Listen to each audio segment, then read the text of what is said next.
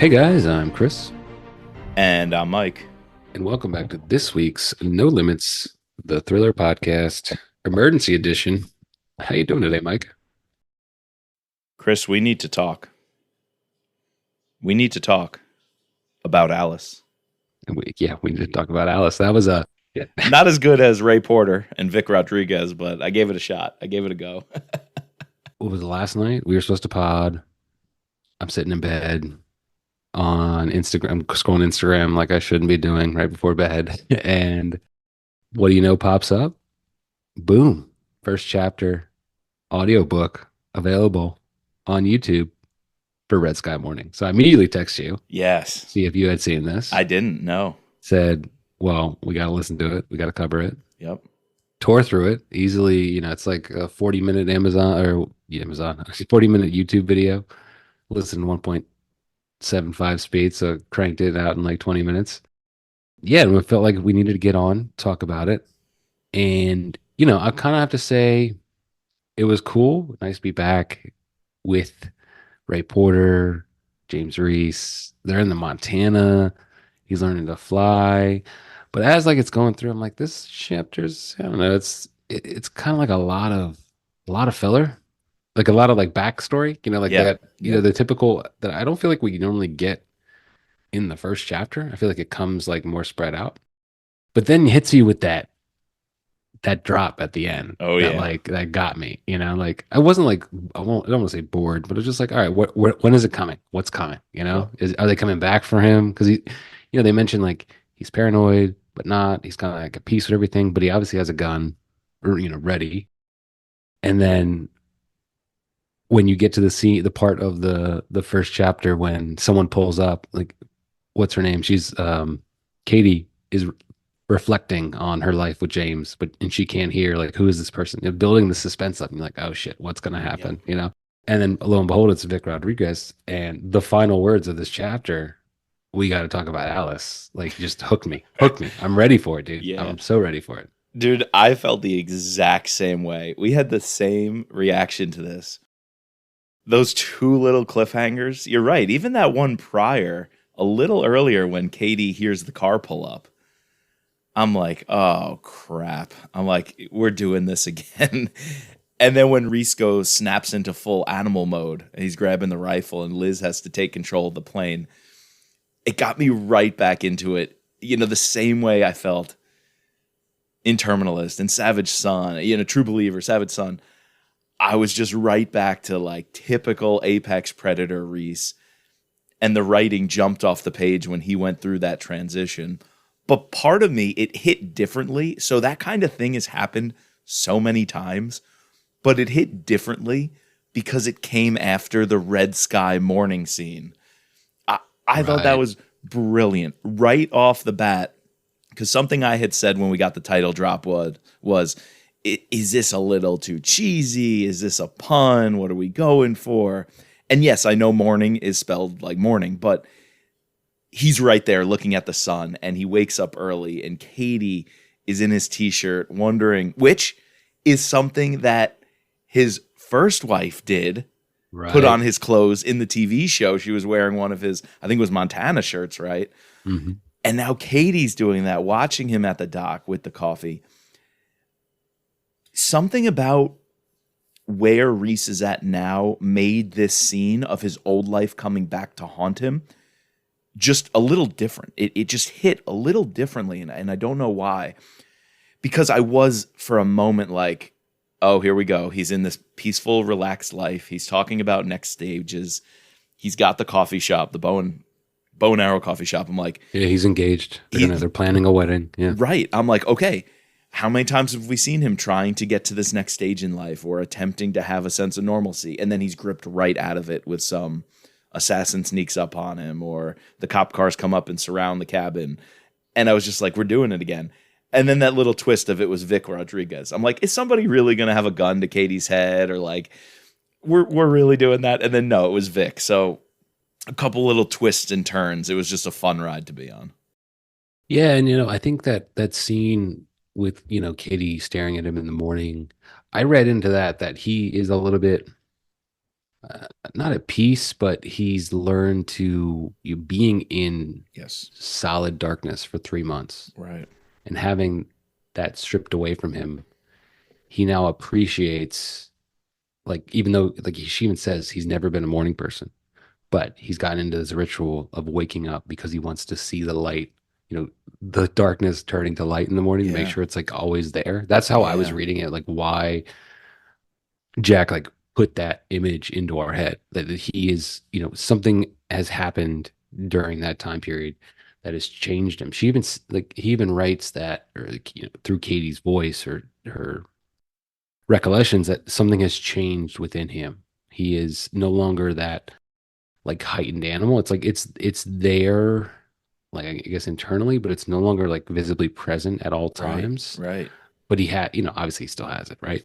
But yeah, no, something about that was very powerful, and that's like kind of why I didn't want to say I was bored. Like it just there was bits and pieces of it that were like, very, allowing us to explore deeper into like who James is in a very like quick way, Yeah. and then we get right into the action with the end. What do you think of him trying to learn how to fly? And like I Yeah. thought it was cool the scene in the plane. Well, one, we're getting a lot of detail about water planes, which was pretty interesting. Yep. And then talking about jumps and about like different things about how he would set up for a jump, what he likes about jumps, what he doesn't like about jumps. I feel like, do we get a little bit more backstory, or is that just the exact? I know like he saved her from a snipe, like he was sniper out, but like is that just a condensed version of what we've heard before? I couldn't remember. Yeah, no, for sure. And actually, it was probably one of my favorite things to see on screen in the TV show. We definitely see that. And there's that flashback where it was Boozer in the car with him. But then the TV show, they're messing with his mind. So it was one of his recollections in Terminalist that was kind of fuzzy when he wasn't sure if he can even trust himself. So yeah, we've seen that scene. That scene's been explained. And I remember when it was first written, it hit, and it hit hard. And the fact that they decided to film that as one of his recollections was super cool. Yeah, so I loved rehashing that. Just to go back to the dock scene, you said it perfectly. I knew there was a deep metaphor there. I wasn't sure. And that coming out of the darkness, seeing the sunrise, I think you nailed it. And so I agree with you. That part of this text was really powerful, really deep, and what I wanted. Now, what I didn't want, and I know this is me, it's Jack Carr's thing. It's what makes the fans tick. It's why he's getting the plaudits that he's getting. It just got too technical, too quick. It got very technical very quick. The technical and the tech specs about the plane, about flying, about the rifle, how it's kitted out. I know some people just go off on that, love it. It's their favorite thing about the series. And power to you. Was it too early though? It was like the first paragraph or something. We're just getting this like technical analysis of flying in these planes. Cool, right? Yeah, very cool. I like that in books. I think lots of people have done it well, but Jack Carr does it even better. Like, no, I think he's the master of it. That's what he's bringing to the series. It just felt in your face as a chapter one. Now, I could be wrong because this could come after a banging prologue. Right. And I'm guessing there's going to be a prologue. there has to be a prologue. Sometimes there's even a preface and a prologue, and then you have his author's note. So Right. you could have a whole author's note written by him, which we love. I know we're going to get that. You could then have a prologue with some new characters. Remember how much we love the Poe and Stowe stuff Right. in the opening of the last book, Only the Dead? That was a great way to open. So I think we can get a really good prologue that then transitions into this, Reece flying with Liz, which would be a lot of fun. I wasn't expecting it right off the bat, though. No, I wasn't expecting that, and I could definitely sense that it was like a lot up front. But I think we're definitely not going to see. We're going to have a prologue. We're going to be eased into it. Maybe even a longer prologue. Yeah. And then we jump right into Montana. So I don't know. This got me excited about this book. Yeah. Sure we have our nitpicks, but it definitely.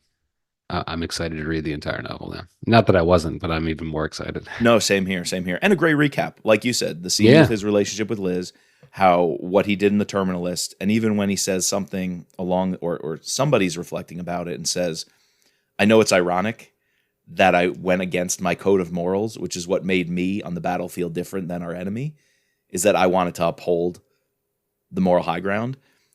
And he's saying, I know I didn't do that when I went on my killing spree and when I Right. snapped, but that was my call, and that was what I did in the moment, and I'm owning up to that. I thought that was a really cool reflection, which then gets him a little out of pilot mode. So we already see he's not super comfortable as a pilot because Hmm. Liz is like, dude, snap back into it. Where's your mind right now? So we're almost being prepped that he's going to have some disconnect where flying that plane is not going to be the priority anymore. And you always want a wingman like Liz, Yeah. or a co-pilot, or she's the real pilot. But you always want someone like that by your side. So it's really coming together. It's really a fun scene. It's both a playful scene, but also a very deep scene. And I think that's some really smart moves in the setting. I mean, whoa. Some of the most powerful writing here, besides describing the planes, describing their relationship, describing their background, just the setting. I was transported there. I was in the seaplane. I was feeling the vibrations, feeling the waves, the sun coming up, the warmth of that sun on this dock. I was having a blast with that part of it. Yeah, and I have a greater appreciation. Sorry, I have a greater appreciation of it after going to Montana this summer, and we went to Whitefish, where potentially where his coffee shop is. We went to, some of these lakes where you have to hike to them. The no access with via car, so you would have to either fly a plane or so. Like just being there and seeing it, all of that. My trip this summer was like coming back into my mind. Nice. So that was great. Dude, this is going to be a good one. I'm really happy that Red Sky Mourning scene was right up front. No worries about what the Yeah, title or how exactly. it relates. And it might have another meaning. We don't know. And damn, Vic Rodriguez, Alice.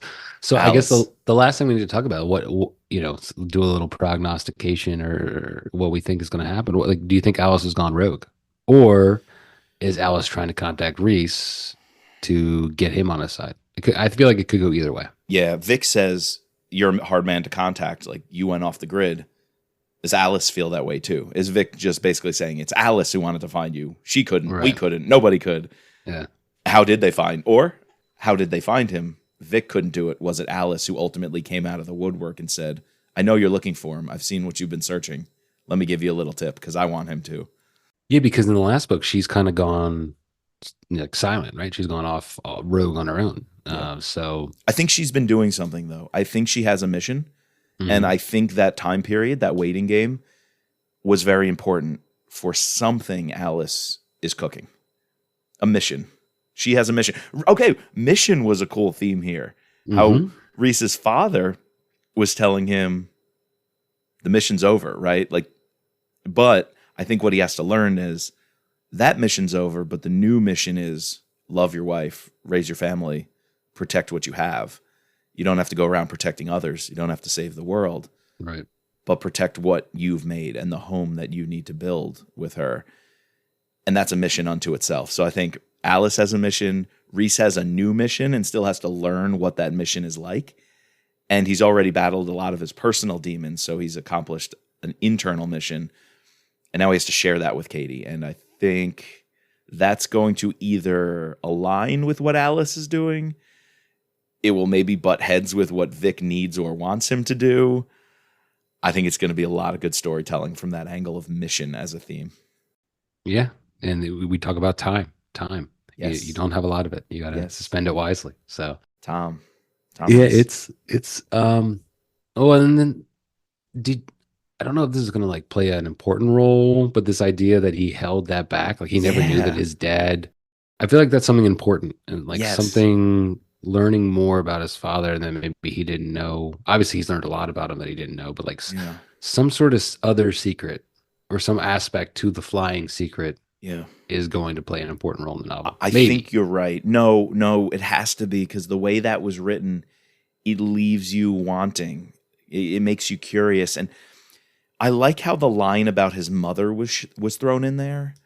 Something Maybe like, she knew. Yeah, did like she know? Did Tom share that with her? Makes me think maybe that's the message Tom wanted to send was you, my son, aren't privy to everything because something that no one else could share, not even you. Like build something with Katie that's so important, meaningful about your relationship, regardless of the outside world. And maybe it was flying for the two of them, Right. And now Reece has to find what is it for him and Katie that the rest of the world does not need to know, is not privy to, and that they can share together. So maybe Tom and her flew, and something he just felt the world, including James, didn't really need to know about at that moment until James was ready to build it for himself.